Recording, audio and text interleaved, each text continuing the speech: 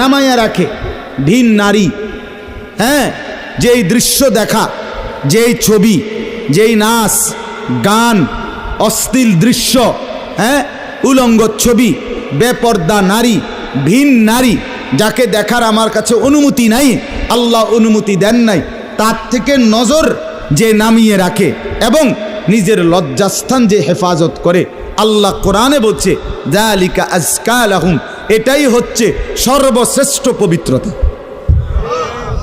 এটাই হলো সর্বশ্রেষ্ঠ, কি বলেন না, পবিত্র, সেই বড় পবিত্র। এবার এই শুদ্ধ কথা কোক আর সিটেঙ্গা কথা কোক, কথা নোয়াখাইল্লা হোক আর সিলিটটা হোক, এটা দেখার বিষয় না।